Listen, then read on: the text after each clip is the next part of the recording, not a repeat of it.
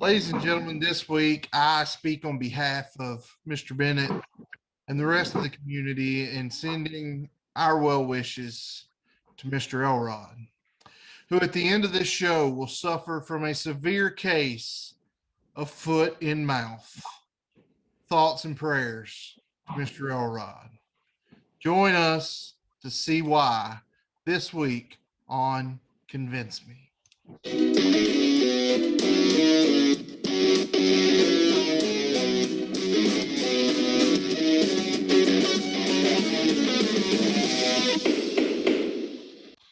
Welcome in, everybody. Once again, this is Convince Me. As always, I am Andy Rutherford, joined by Mr. Brian Bennett, Mr. Casey Elrod. Gentlemen, how goes it? You know, Rut, if I could make a living off of all your falsehoods and all your lies on this show, I'd be a millionaire in a day or two. You'd have about 350. Awful confident over there about tonight. I see. Very. I don't have anything catchy or funny to say. That's okay. Elrod doesn't either, and he still talks.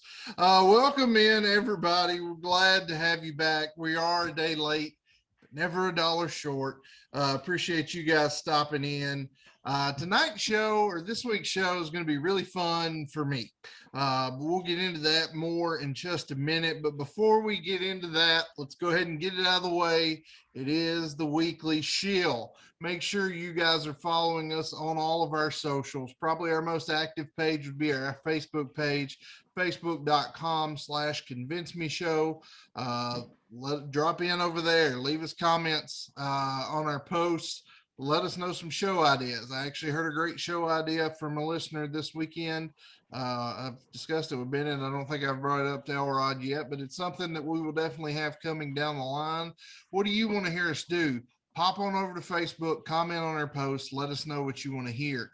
You can also find us over on Twitter at Convince Me Show. Occasionally, we just throw the show completely to you guys. We'll put up a poll, let you guys pick what that week's topic is going to be. We need to do another one of those soon, by the way, gentlemen. But when we do that, those polls will be found over on Twitter, again, at Convince Me Show. We're also on the gram, Convince Me Show over there as well. If you're going to follow us on Facebook, you're going to follow us on Twitter, you might as well follow us on Instagram as well.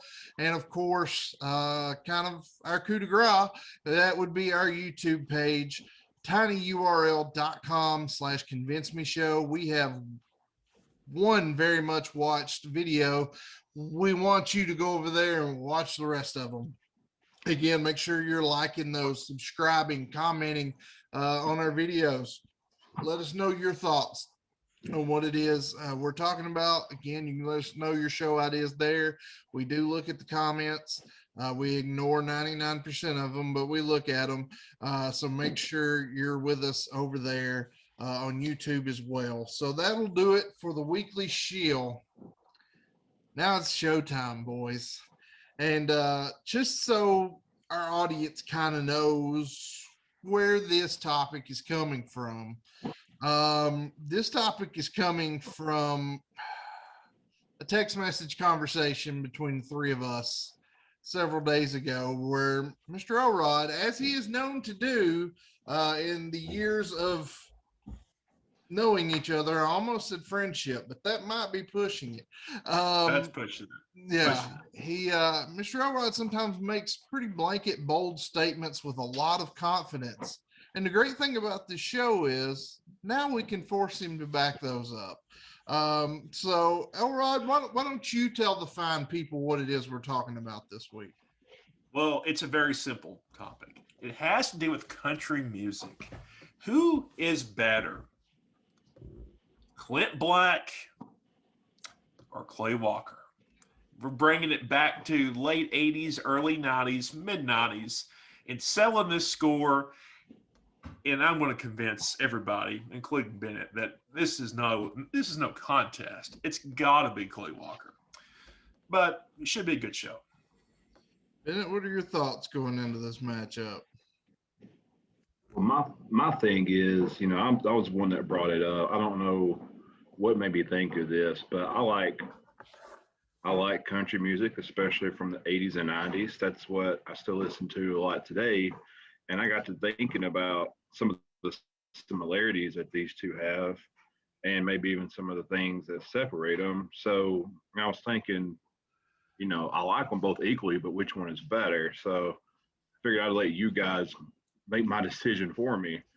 So it's going to come down to, who can separate themselves from the other one. All right. Well, gentlemen, let's hop right into it. Bennett, how are we determining who goes first and whatnot this week? Yeah, so I figured it would be fair to have a coin toss question that involved both of these. So my question for y'all is this. I want to know, combined between Clint Black and Clay Walker, how many number one hits do they have combined? And for the win. And to make it fair, I'm going to go with closest without going over. And if you both go over, then obviously it'll be closest. All right. I've got it. Elrod showing that confidence like he always does. All right, let's go. 19. All right, ready? 19. 28. Well, neither of you got it right. Oh. So, no, I'm kidding. It's 19. There we go. Elrod was on his Google machine. I saw him. All right. So, Elrod, did you look? You must have looked this up before. I did. I will admit, earlier today I did look that up. Well, you were completely reading my mind then.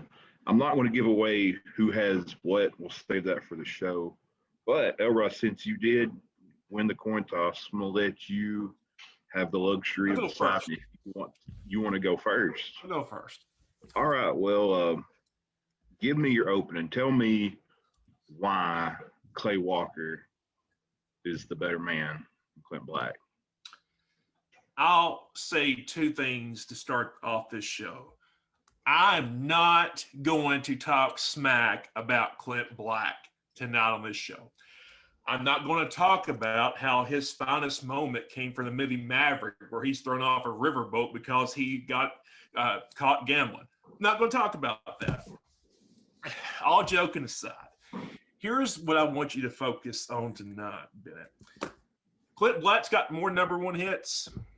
He's got more top 100 hits. He's got more albums. I admit that out of the gate. He's going to be talking about this all night long.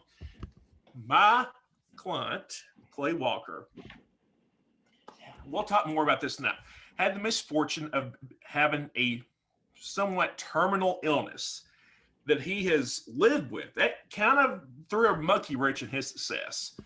We'll talk more about that tonight. But one thing that I want to start off this show by saying tonight is this, is this right here. This is a sentence that probably has never been spoken in human history. Clay Walker, the Spice Girls, and George Michael. What do they all have in common? They have this in common. Clay Walker's first 4 hits that he put on radio all went number one. Those artists also hold that title too. If you look at consecutive number one hits, let me pull up this list because it's important. Elvis Presley and the Rolling Stones are the only 2 artists that have more consecutive number one hits than Clay Walker in their respective genres. They got 5 apiece. 5 consecutive number one hits. Clay Walker started off his career with 4 straight number one hits. Not even Andy Rutherford's godlike country music star Garth Brooks can even say that. So that aside, I've told you the pitfalls that Rut's going to try to lay tonight about all these more hits, more number one hits. But focus on what really matters. Look at quality over quantity. So what we're saying is Clay Walker's the 3rd greatest artist of all time. Yes. Okay. Just making sure that's what I was getting off of. Okay. All right, Rut, I'm going to turn it over to you. Tell me why you think that Clint Black is better than Clay Walker. Well, I think Elrod buried his own lead and he didn't even mean to. Here's the thing, this isn't about popularity. If you're asking who I like the best between these two gentlemen, when I was a kid, Clint Black. To be completely open and transparent, my earliest memories of music and what I liked, of course, everybody knows I'm a Garth fan, but in my earliest memories of being a kid, Clint Black was right there with him. Crazy as that is to think, but as I've gotten older, you ask me now as a 33-year-old guy, I probably like Clay Walker a little better. But Elrod's theory was that Clay Walker was hands down the best. He was bigger than Clint Black was, which is just simply not true. Here's the thing, Clint Black at the turn of the decade from the 80s to the 90s was just as big, if not bigger, than anybody else. And he went on to have a sustained career with roadblocks in his way, but still went on to become a Grammy Award winner, multiple ACM, CMAs, AMA awards. He's a member of the Grand Ole Opry. His debut album went number one. And his debut single off that album went to number one. It was the first time that had happened in 14 years. He has 22 number ones across North America between the US and Canada, which is kind of why I was thrown off on my number in your tiebreaker. But he does, if you count it that way, he's got 22 number ones. And Mr. Elrod needs to realize that his big point about Clay Walker had 4 straight number one straight out of the gate. So did Clint Black, all off the same album. His first 4 singles hit number one. And Clint Black is one of only the 4th ever and one of only a handful of country music artists that has a star on the Hollywood Walk of Fame because he was that big of a deal. And tonight I'm going to show you why. Clay Walker is great. Clay Walker is fantastic, but Clint Black was a bigger star. Clint Black was a better star. And I will tell you, Mr. Bennett, and the rest of our audience exactly why that is right after this. And we are back. Welcome back, ladies and gentlemen. Bennett, we've gone through opening arguments. Where are we headed next? Yeah, I'm going to start off with you. Both these guys, I'm pretty familiar with their career and their music and some of the work they've done, but admittedly, I probably don't know so much about how they got started and, kind of how they broke out. So we're going to start there. We're going to talk a little bit about, how they get their big start in country music, what they do before, what was their breakout single or maybe their breakout moment. So we'll start there, and I'll start with you, Rut. Sure. Clint Black grew up in Texas and actually had a band he's got 3 brothers, and the 4 of them formed a band when he was a kid. And they performed at, small performances in and around the town they lived in. And he caught the bug. He taught himself how to play harmonica at a really young age. By the time he was 15, he picked up and learned to play the guitar. And actually, at one point, did something that a lot of people thought was probably crazy. Clint Black dropped out of high school to pursue his musical career. He ended up moving to Nashville and became a lounge singer and played the local bars and kind of got in rotation there. Then he met a guy that he would go on to have a long-lasting songwriting relationship, and then things really started picking up. And he was signed by RCA Records, who were aggressively signing new artists at that time. And they put out, and I'll go more into detail on this later, but his debut album came out in 1989 called Killin' Time. And it came out with the first single, which was A Better Man. his debut single of A Better Man went to number one. That, like I said in my opening, that was the first time in 14 years at that point. First time since 1975 that had happened, that his debut single went to number one.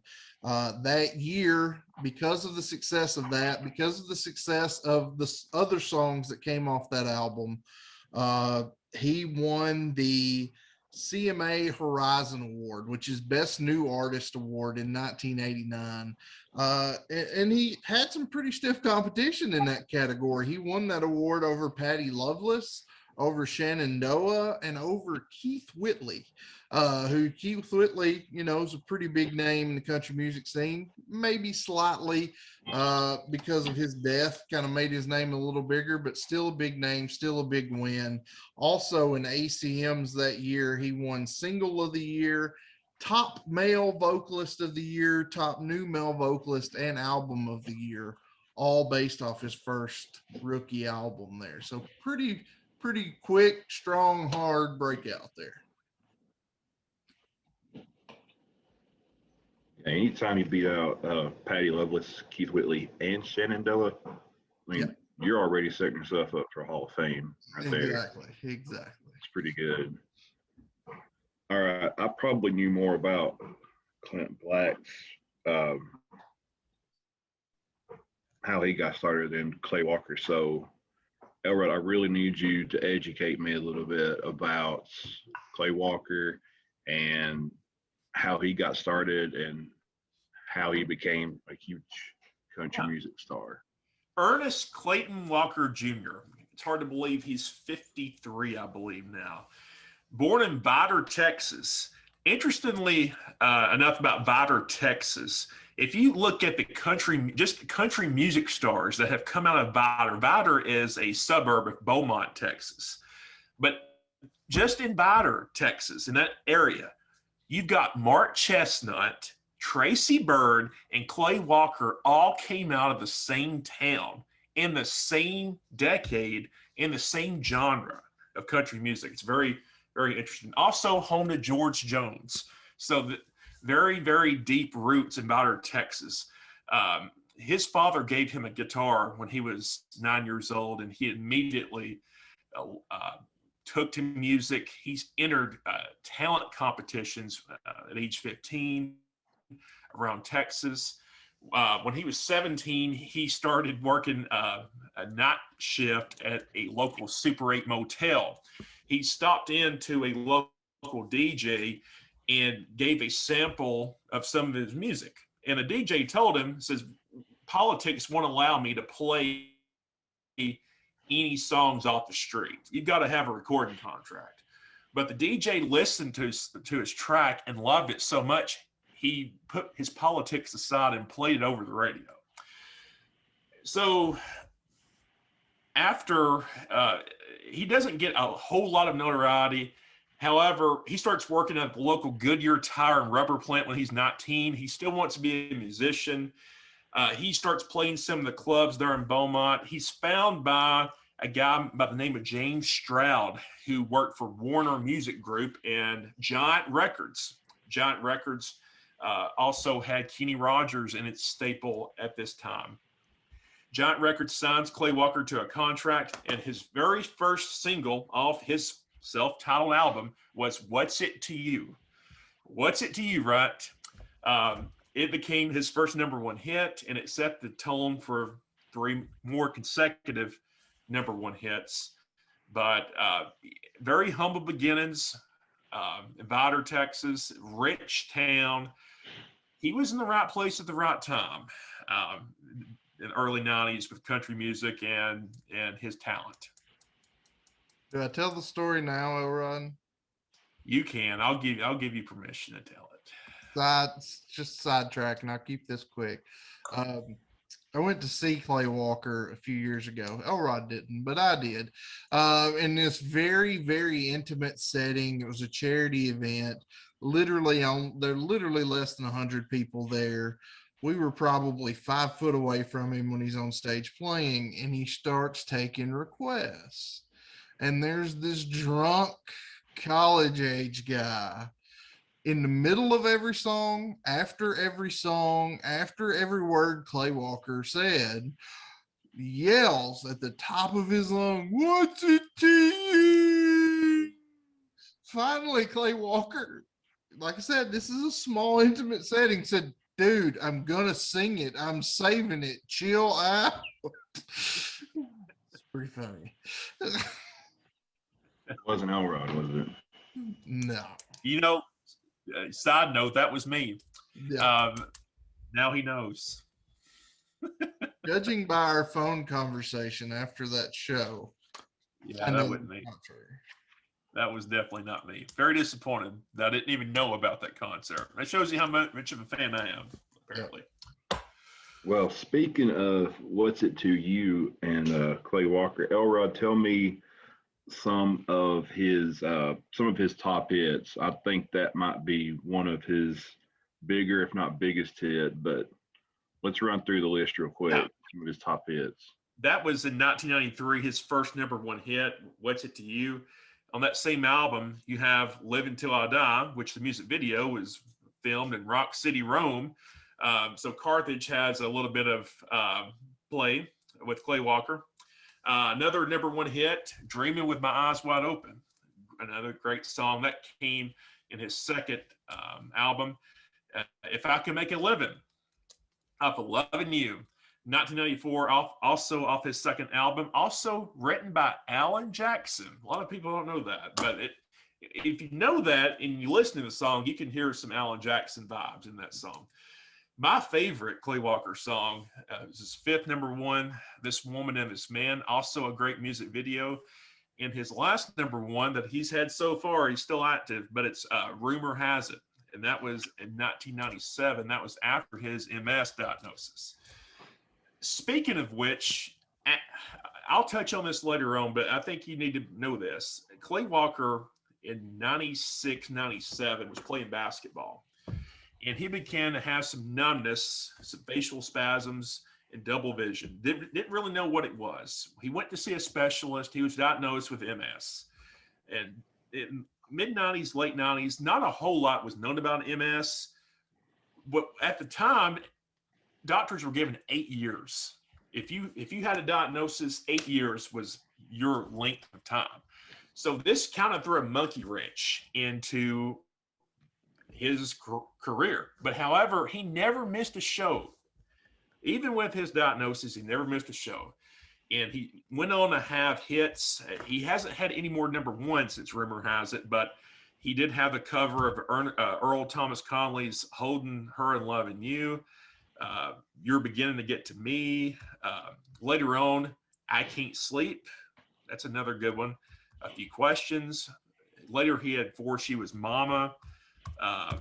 He has recently went to a different publishing company, different recording company, and he is putting out an album here in the next month.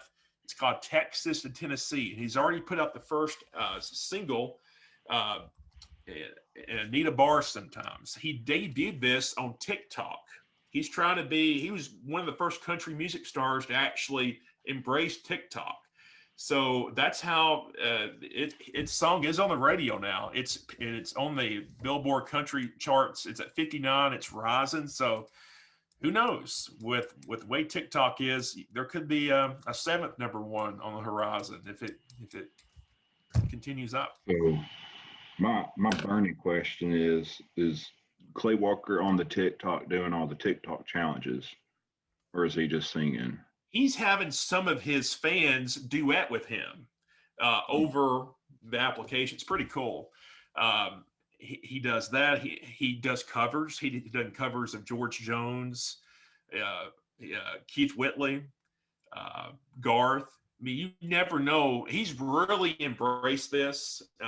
It's kind of a strategy I've read that he's trying to switch it up a little bit, to go a different direction than the other people out there. But I mean, he's got a huge following on TikTok right now just because of his covers. So I'm thinking that with the trajectory of this song that he has, it could be going toward the top here the next month or so.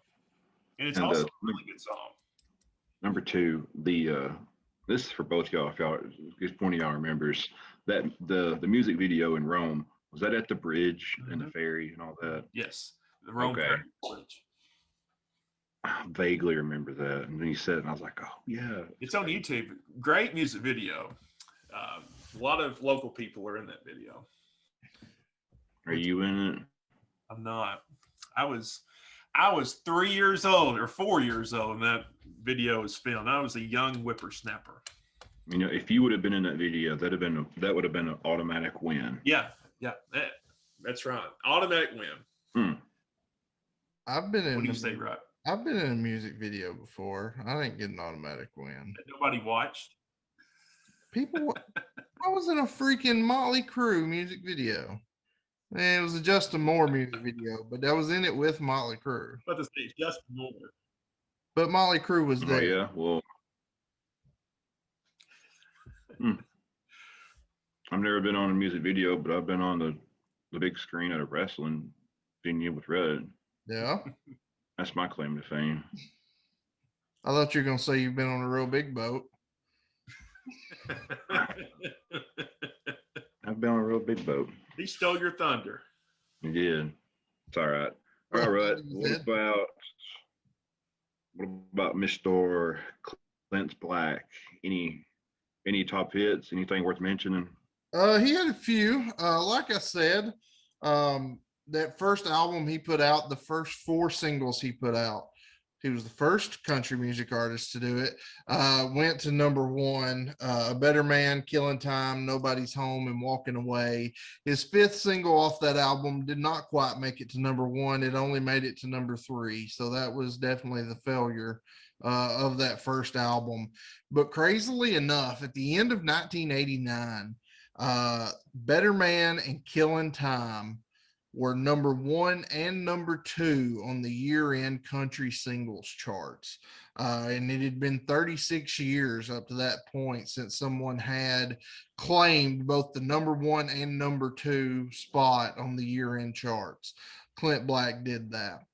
Better Man was, like I just said, was #1 in 1989, also off that first album, Nobody's Home, which was one of the later releases, was the #1 song at the year end of 1990. So he had Better Man in 89 and Nobody's Home in 90. Basically, he had the top song on the charts for 2 consecutive years, which is something that I'm sure it's been done before, but it's not a very common thing. And all that I just said was off the debut album. So I'll get more into that in a minute. Of course, he has several more albums come out, some big names that have made it to #1 over the years. I won't go over all of them, but just some highlights. Put Yourself in My Shoes, probably a favorite of mine. We Tell Ourselves, When My Ship Comes In, A Bad Goodbye, A Good Run of Bad Luck, which was tied to his role in Maverick.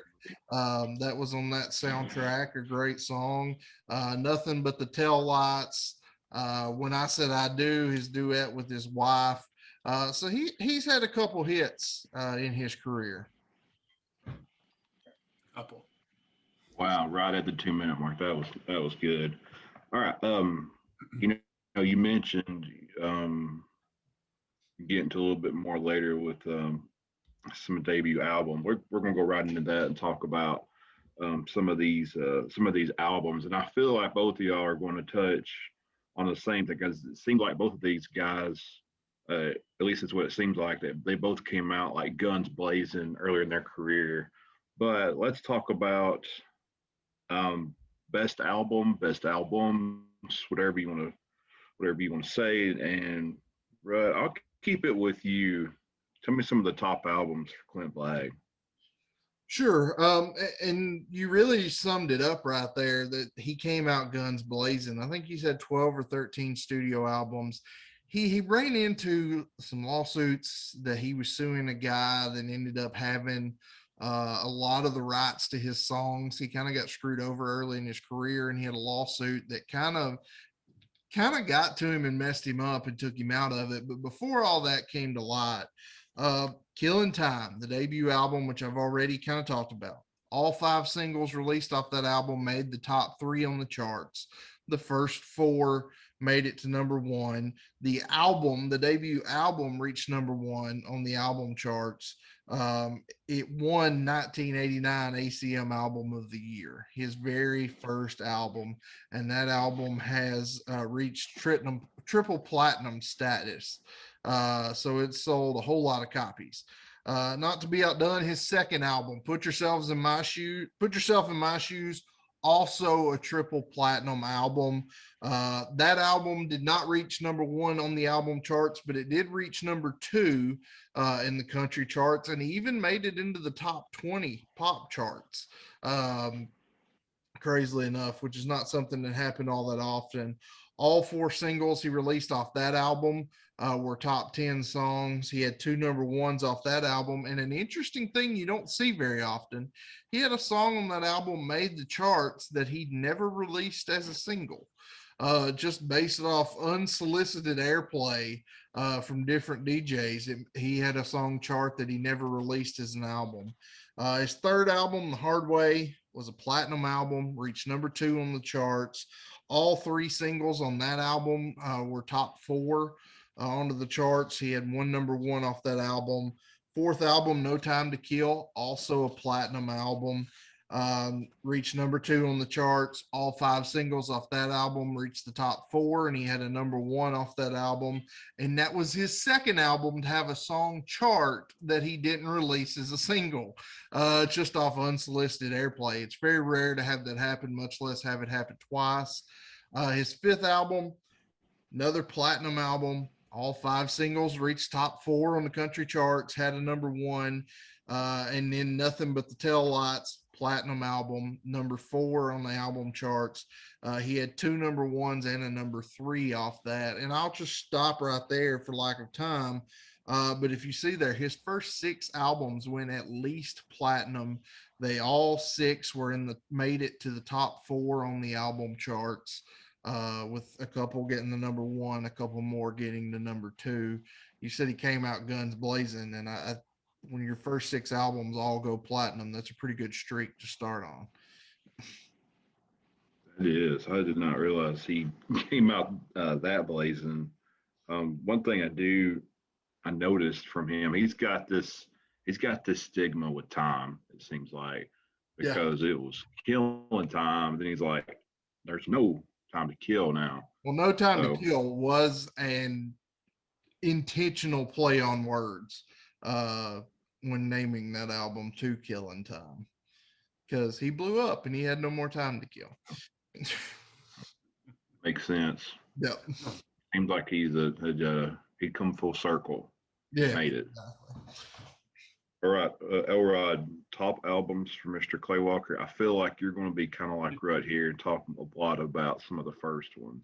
Yeah, even more so with Clay Walker. His first self-titled album, Clay Walker, was immediate stardom with 3 number 1 hits. The 3 that he put out all became number 1 hits. As far as singles, you had What's It to You? You had Dreaming with My Eyes Wide Open. One song that I was surprised is not a Clay Walker number 1 is a very underrated song, Where Do I Fit in a Picture? It's a very sad song. It's probably his saddest song. It is also a great, Clay Walker is a master of the music video. It has a great story to it.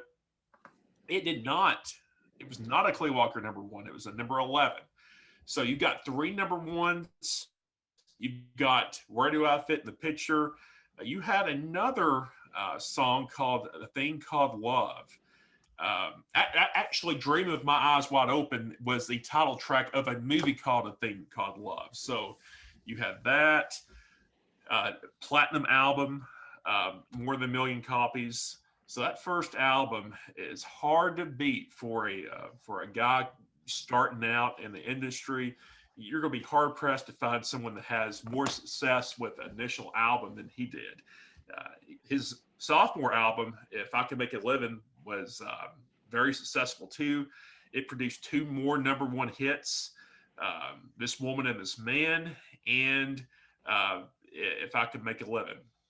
which I've just recently learned was co-written by Alan Jackson. I think I told you that earlier. So 5 of his 6 #1 hits come from his first 2 albums. His 4th album, rumor has it, self-titled single, was the #1. His 3rd album did not have a #1 hit, and that was "Hypnotize the Moon." A lot of people in the music industry did not like his 3rd album. They thought it was very cliche. It did not have any #1 hits. It was not his best work, but he did. Rumor has it is a much better album than his 3rd one. He later had "Live, Laugh, Love," which came out in '99. A Few Questions in 2003. "Fall," we've heard "Fall." "She Won't Be Lonely Long," which I saw an article about this album, this song, earlier this month, and it talked about how "She Won't Be Lonely Long," it came out in 2010, but it seems like it came out just a year or 2 ago, because radio still plays it. You still hear it every now and then. It's truly stood the test of time. So, but you cannot talk about Clay Walker without talking about those first 2 albums that he put out, especially the first with those 3 #1s. Wait, what album did the "Before She Was Mama" song? Do you know which That album? one was on "She Won't Be Lonely Long." That was a very good album, very underrated album. I feel that too. I feel like both of those songs off that album should have gotten more recognition than they did. He should have had at least one more #1. They were on the charts. I believe "She Won't Be Lonely Long" was charted at 9, but that was a pretty big song. That was a big song, but it was not one of his #1s. But it's a song that has stood the test of time. And "Before She Was Mama" gives me a Brad Paisley vibe. I don't know why, but it does. Yeah, I can see that. 2 things. Was "She Likes It in the Morning" on that album? I believe it was. That was a very that was a great song, but the title of it was so provocative. This is going back to that Clay Walker show, that he said, "I wish I'd named that thing something else. It might have done better," because it was a good song, but the title was a little misleading there. And another thing, you talked about "Where Do I Fit in the Picture?" Probably my favorite Clay Walker song. Fun fact, Clay Walker hates that song. He gave a reasoning for it, but I don't know why. But somebody requested it at that show I was at, and he was not happy about it. And he kind of complained a little. It was joking, but I'm pretty sure he was telling the truth. But he hates that song, oddly enough. I love it, but he hates it. That's a song that broke his streak. That's probably why he's so maybe upset about it. That might be it. You know what? I'm going to tell you my favorite Clay Walker song right now, and that is "What's It to You?" And I'll tell you why. Because on that song, he says, "I know what love is." There was also a great scholar by the name of Forrest Gump that said, "I'm not a very smart man, but I know what love is." And that song came out in '93, and Forrest Gump came out in '94. So you think there's something going on there? You think he was telegraphing something when he said that? Yeah. I'm going to dig a little bit deeper into that, but I think there's a connection somewhere. And it wasn't going to let me be the only one to slip a Forrest Gump reference. That was true. No, Bennett's slip was a lot better. Okay, so that's my only Forrest Gump one, just so we can move past Forrest Gump now. But I had to get one in there. If Rut got one, I had to get one. It just wouldn't have been a show without a Forrest Gump reference. And now it can be. So we talked about our favorite songs. We've talked about albums, songs. We even talked about intimate concerts and this and that. Now, let's get down to the meat and the potatoes. This might be where they kind of start to try to separate themselves from one another, and that is any kind of awards or achievements, accomplishments bragging rights, basically. And Elrod, I'll start with you. Run through a list real quick here of some of the awards and achievements for Clay Walker. Well, this is where I can air some of my grievances about how unfairly Clay Walker has been treated by the ACM and CMAs. Growing up, Clay Walker was 1A, and maybe Garth 1B, but Clay Walker, in my book, was always ahead of Garth in terms of my personal preference. But I always loved when the CMA Awards was on, or the ACM Awards. I was so mad, though, because Clay Walker never got a fair shake. He was never nominated for anything, even with all these #1 hits he was cranking out in the early 90s. Matter of fact, he was only, in his entire career, which now spans over 30 years, only been nominated for one ACM award, never nominated for a CMA. Don't quite understand that. He was nominated 94 for top new male vocalist. So think about this. He just had 3 #1 hits, and he didn't win. He was only nominated. He wasn't even nominated for the CMA award. So he's always got an unfair shake. He was awarded some lower level awards, but he's never won a CMA or ACM award. But there's a silver lining to this, minute. He's got something that that Clint Black, I'll talk more about him in a minute, that Clint Black doesn't have. Clay Walker is inducted into the Texas Cowboy Hall of Fame. That's big time. That's big time in it right there. So if you want to talk about awards or honors, Clay Walker gets the shaft here because he's not been given a fair shake.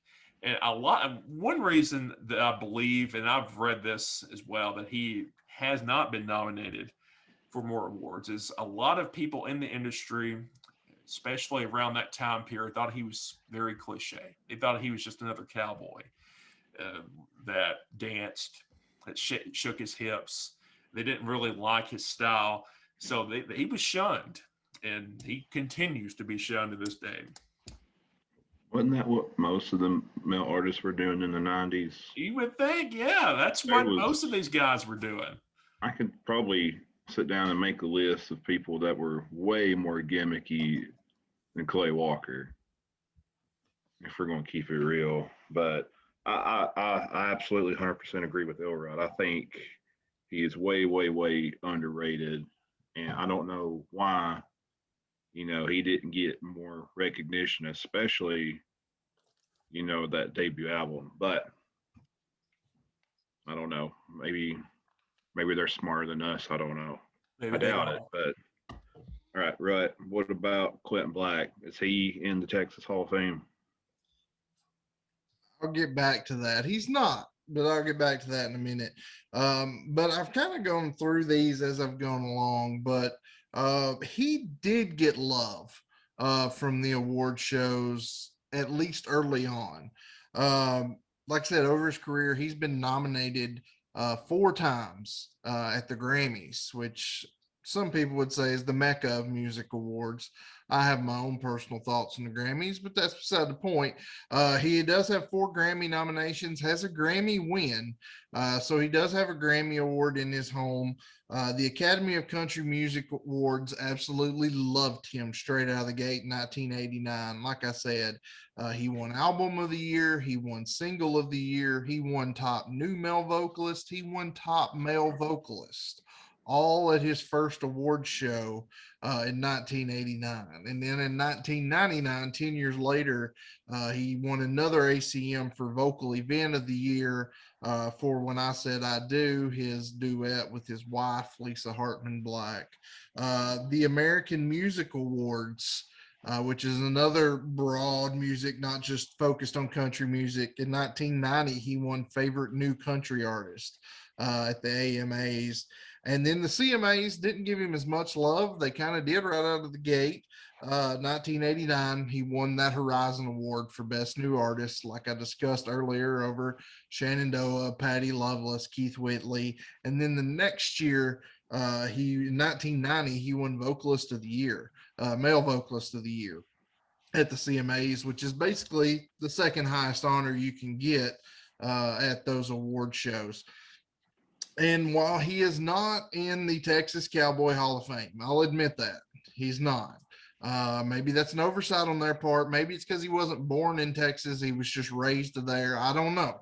I don't know the reasoning behind that. But what he does have that Clay Walker doesn't have, and he would probably tell Clay Walker he can keep his Texas Cowboy Hall of Fame, is he has a star on the Hollywood Walk of Fame that he got in 1996. Was only the fourth country music singer to ever receive that honor, behind the names of Gene Autry, Roy Rogers, and Garth Brooks. After those three, fourth up was Clint Black. And while the Texas Cowboy Hall of Fame, I'm sure, is quite prestigious, I'm not that knowledgeable about it. Maybe it's a whole lot more prestigious than I know of. I do know that the Hollywood Walk of Fame is a pretty daggum big deal. That's a pretty big deal. I mean, I don't know. I feel like, I don't know. Hollywood's kind of crazy these days. I don't know if I want to let everybody know that I'm Hollywood, a star on the Hollywood Walk of Fame. But some people prefer the Texas Cowboy Hall of Fame. I don't know. Has a very King of the Hill vibe to it, so I like it. I dig it. That dang old Texas Hall of Fame, man. Dang, woo. If you weren't my son, I'd hug you. Oh gosh, we're getting off track. All right. One of my favorite parts. You know what my favorite part is, real quick, before we get back to it? And I was actually telling my wife about this like 2 days ago, and she thought I was crazy. But there's a scene where Hank is grabbing a can of WD-40, okay? Yeah. And the cap on the top of it is stuck. So he pulls a miniature emergency WD-40 can out of his tool belt, sprays the other WD-40 can, puts the emergency one back up, and then pops open the original WD-40 can. Nice. Brilliant. Such an Probably underrated one of the show. greatest moments in animated history. Such an underrated show. Yes. Anywho, getting back on track. This is our last topic before we get into our closing arguments. So I'm going to start with Rut. We've talked a lot about these guys, but let's try to summarize everything that we've said here in a short 2-minute window and tell me what is the legacy of Clint Black. I think the legacy of Clint Black is somebody who had the potential and was on the trajectory right out of the gate to be one of the greatest of all time. I mentioned everything that debut album had going for it. Number one single, 4 number 1 singles consecutive, his first 4. Album of the year, the CMA Horizon Award.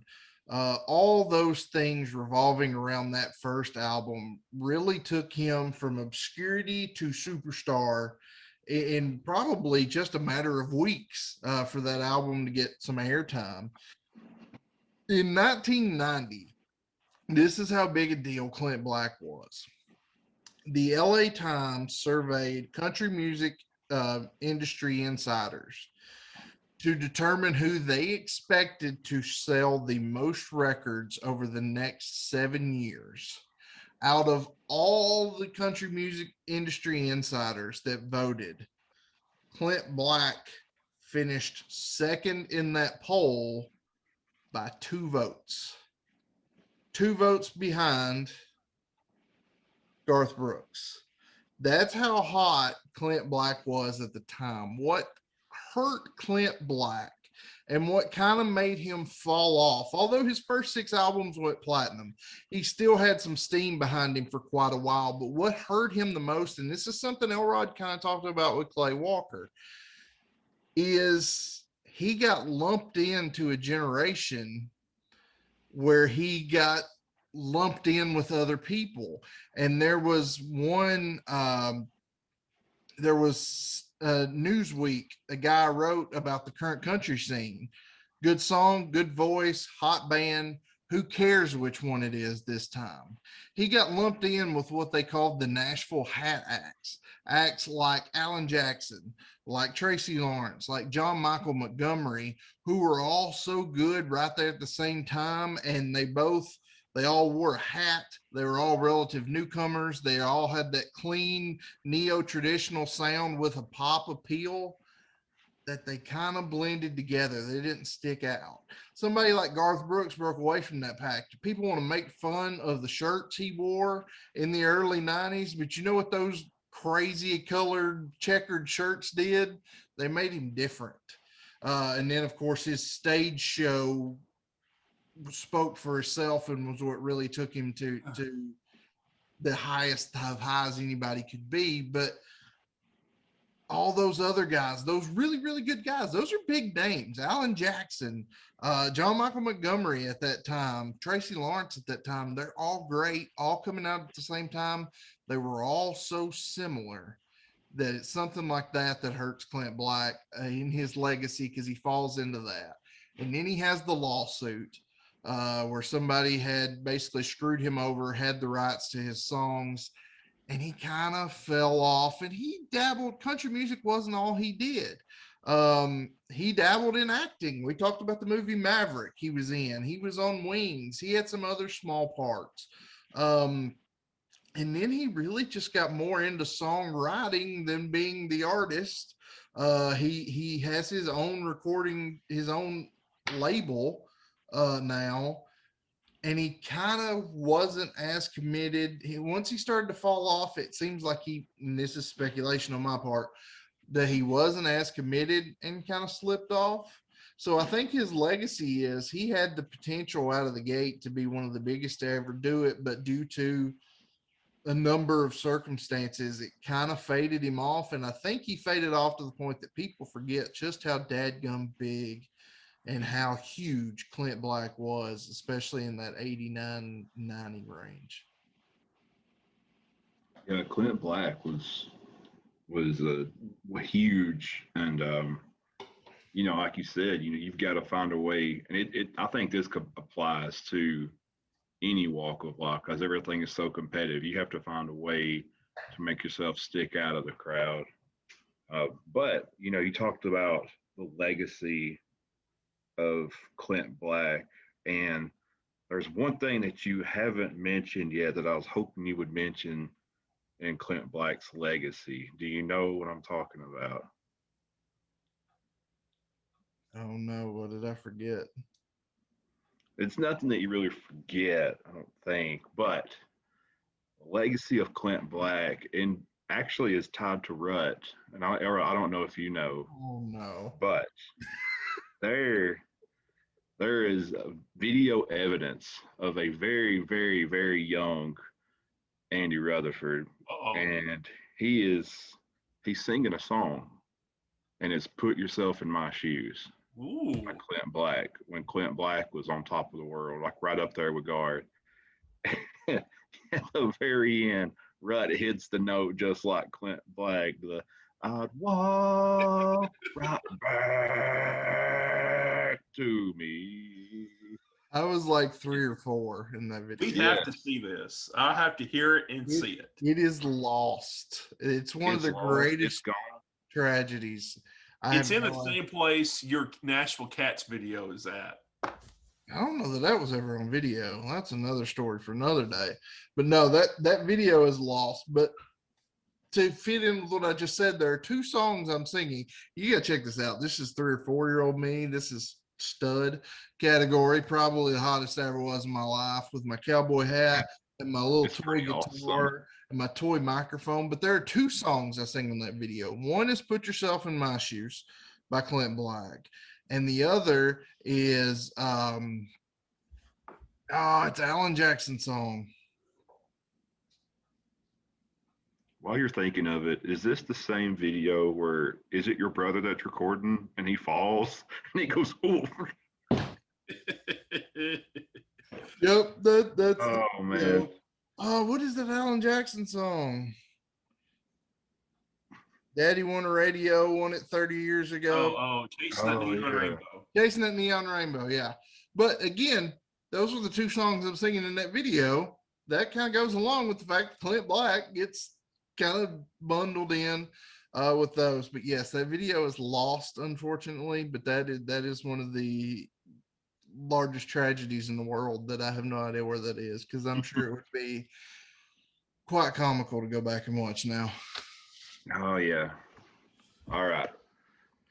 Elrod, Clay Walker, what would you say is his legacy in country music? Well, he kind of touched on this a minute ago. He gets lumped into the Nashville scene band too. I mean, Tracy Lawrence, those types. But one thing, I mean, he was on a very, very, very good trajectory during this time. 4 number 1 hits. 1995, 1996. He's got 4 number 1s in his back pocket. He just sold 1 million albums. He's on a rocket going to the moon. Going to the moon, baby. However, I touched on this earlier. He's playing pickup basketball. He starts having all these symptoms. He kind of brushes it off. He has a game in the Seattle, or he has a concert at the Seattle Dome. He's about to go on stage. He loves playing his guitar live. He's got his pick. He keeps dropping the pick on the ground, and he can't hold it in his hand. The muscles won't allow him. So what he has to do during this Seattle show is to play his guitar with his fingers, because he's terrified that he's going to be playing the guitar and the pick's going to come out live. After this, he goes and sees a specialist, and he's diagnosed with MS. At the time, I talked about this earlier, not a whole lot was known about the disease. What was known at the time, it's 8 years. He thought he was going to have 8 years to live. He's a young man at the time. He's got a newborn child, just got married, 3-month-old daughter. He was on the top of the world, but this news really got to him. But he never missed a show. He announced it, but that he had the disease, but he never missed a show. But it did, if he was being honest, I think he didn't get as many opportunities in terms of songs. Those went to other people because they didn't know if he would have to retire. You have all these other people that can sing your songs. He probably didn't get first pick like he would have gotten absent this disease. But what the story of Clay Walker, for what he's done for people with MS, he's formed an organization called Band Against MS. And every time he comes to Nashville and puts on a show, the beneficiary is Vanderbilt. Vanderbilt is where he went to get his treatment, and his physician was at Vanderbilt. And they've set up an organization that really helps people out that's got this disease. Clay Walker, for 20-something years, has only had 1 episode with MS, which is crazy. He had all those initial symptoms. He gets put on this medicine, and he's had 1 episode in 27 years. So he's really been able to control it. He's helped other people with the disease. So he is truly the country music ambassador for to hold against this disease. He's also a big golfer too. If you ever watch the Pebble Beach Pro-Am, he's always playing Pebble Beach. He's a very good golfer. He's always up at the top of the leaderboard of that tournament. So separate and apart from his performance, he still puts on shows. He's still active. He's still churning out albums. He just signed with a new company. So the story is not yet written on Clay Walker. There could be a huge revival on the horizon, but his biggest legacy, I think, regardless what he does in his second act of his career, is going to be his work against MS. Yeah, that's really cool when somebody can take a negative, like being diagnosed with, it don't have to be MS, it could be anything, and you take that negative and you make so much positivity out of it. So that's definitely a really cool thing. All right, I don't really have any questions really freed one of y'all. So we're going to go ahead and close this thing out. And Elrod, I think you went first. So you've got 2 minutes to convince me why you think Clay Walker is better than Clint Black. This may come down to just pure preference. I mean, if you look at the numbers, if you look at #1 hits, number of albums, number of songs, I mean, Clint Black has it. But Rut talked about 3-year-old Rut earlier singing Clint Black songs. I guarantee you, I have a picture of me on one of those little horses that you get on, and it's a spring horse. I have a Barney t-shirt, a diaper, and a cowboy hat, and I'm singing Live Until I Die. So I also have a picture out there. This comes down to preference. Clay Walker, I think his success in that 2-year interval, if you compare that to the height of Clint Black, I think Clay Walker comes out ahead a little bit. I think Rut did a very good job earlier of explaining that both of these people were kind of sandwiched in that mid-90s hat band activity in Nashville. Absent if you take the MS away, I think Clay Walker's success might be double. I think he's given more songs, more quality songs. I think he's changed album companies 5 times in his career. If he's just given a support system where he's not constantly changing recording companies, that would have helped too. So I think the thing about Clay Walker is it's always going to be this what if about him. You can say the same thing about Clint Black too. But I think if you look at his limited success, I think it's a little bit better than Clint Black, but it's going to come down to preference for you on which one you prefer. Right. 2 minutes. Closing argument for Clint Black. You know, Elrod can sit here and say that it's about preference. It's about which one you prefer, and we shouldn't look at anything else. I think that logic, looking at this argument, is about as full of crap as that diaper probably was while he was singing Live Until I Die, because that's just not true. When you say those Clay Walker in those 2 years was as big as Clint Black, in 89 and 90, there was maybe one person that was as big as Clint Black. Clay Walker, I love Clay Walker, was very, very good, came out of the gate very, very hot, but he wasn't on the pop charts. He wasn't big enough to get himself on the Hollywood Walk of Fame. Clint Black was amongst the top dogs when he came out. He's got the awards. He's got the album sales. He's got all of that to prove it. Now, did he sustain that level of success? No, not from a numbers standpoint. But Garth Brooks is really the only person you could say was as big as Clint Black when Clint Black was at his highest. And some would argue in 89, 90, Clint Black may have even been bigger than Garth Brooks for a short period of time there. I will never say that, but some people would. You look at the numbers, you look at the success, you look at the album sales, you look at everything I have covered here, and no disrespect at all to Clay Walker, but he was nowhere near as big and he was nowhere near as good as Clint Black was when Clint Black was at his peak. And I want to end my closing argument. I want to end this show with this. Because when Elrod said in that text message that there was no way that Clint Black was as big and as good as Clay Walker, you look at somebody like Elrod and you think nobody's home. And you think that Elrod should be walking away.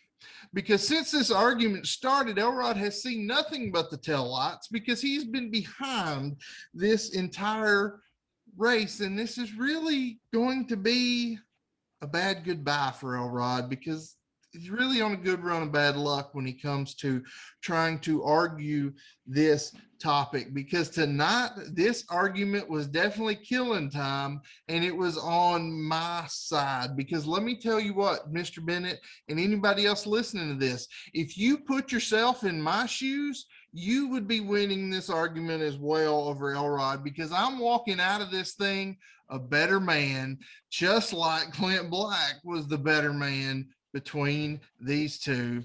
No disrespect to Clay Walker, all disrespect to Elrod. Clint Black, greater than son, Clay Walker. Bennett, he's been putting this together for 5 days. That's what he's not telling me right now. Gotta give him an A+ for the effort. It was impressive. Very good. What's it to you, Rut? What's it to you? That's how I end the show. I know what love is. Also want to say this is random and probably an hour too late, but when you came out in your opening argument and you said, what did Clay Walker and the Spice Girls and George Michael have in common, my first thought was they're never going to dance again.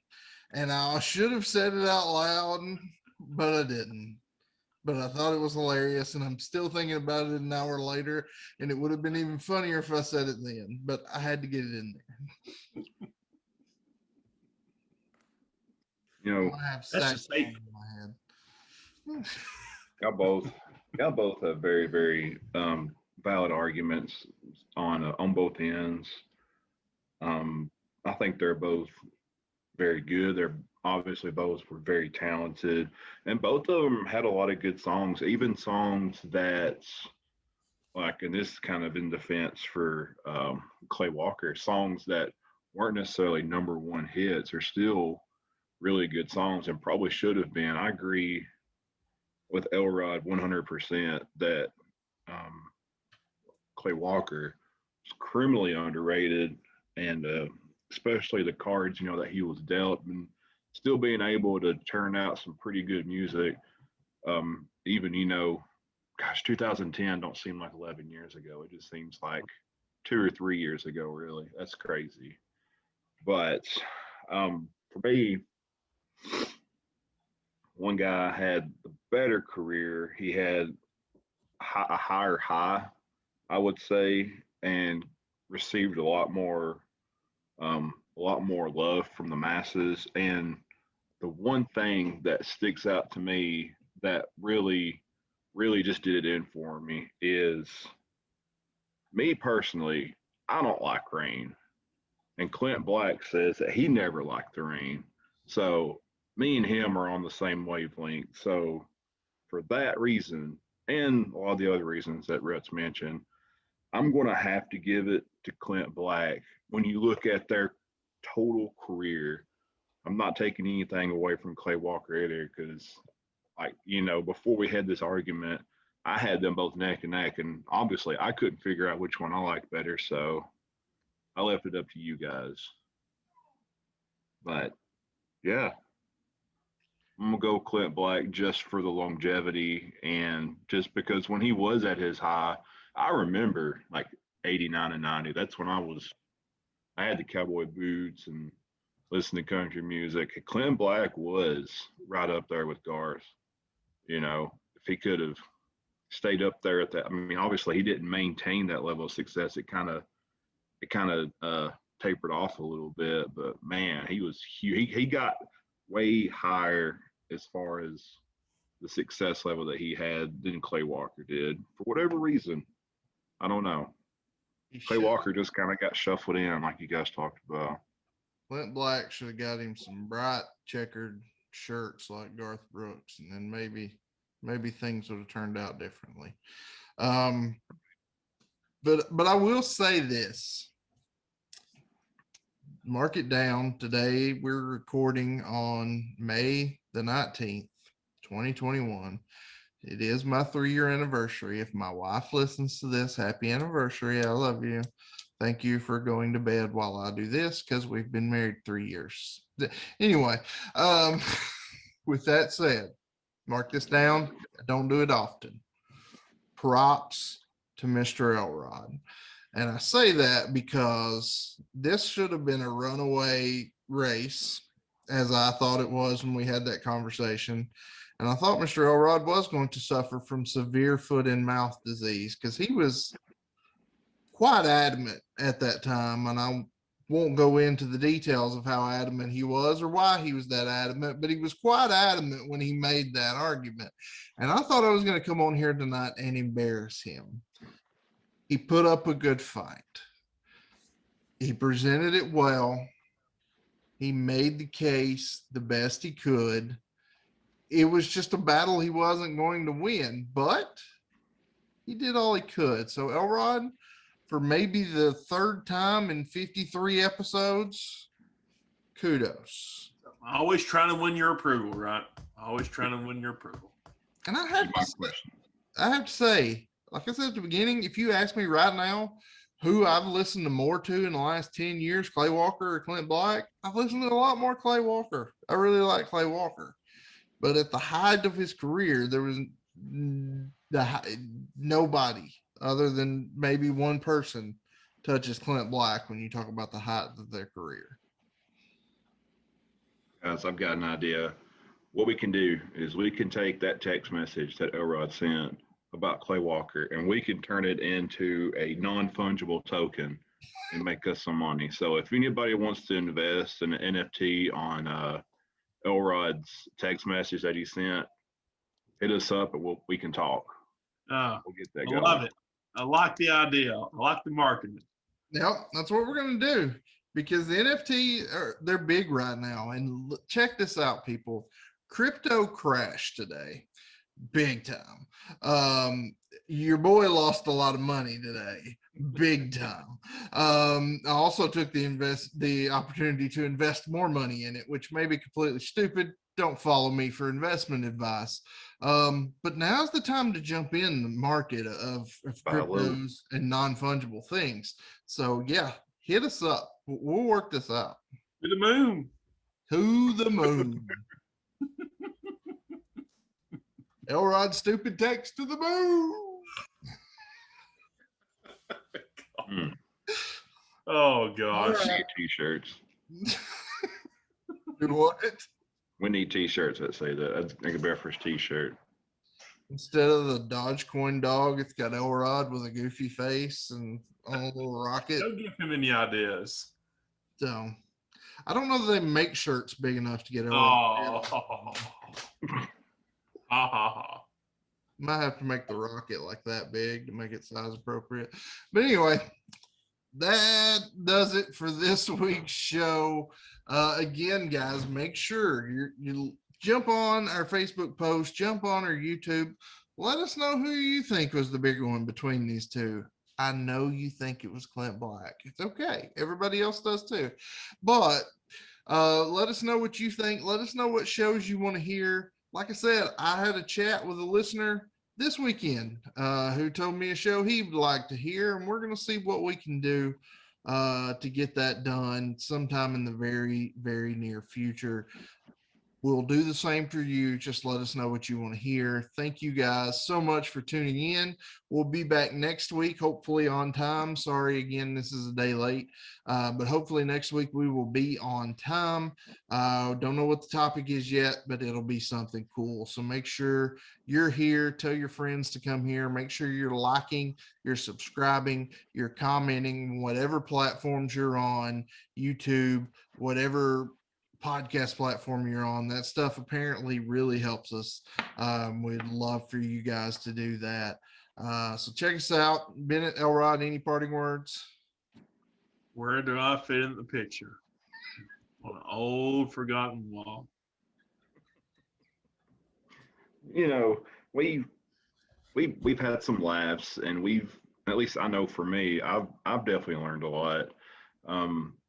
We've killed some time here tonight, and I feel like I can take something from tonight's show, and I don't know about y'all too, but I'm definitely leaving tonight's show. I'm leaving a better man, honestly. Right, ladies and gentlemen, when you get a topic like this, let us know. Give us another topic like this. Put yourself in my shoes and help me come out on top again. For Mr. Bennett, for Mr. Elrod, I am Rut. We will see you guys next week. Thank you for tuning in to Convince Me. Peace.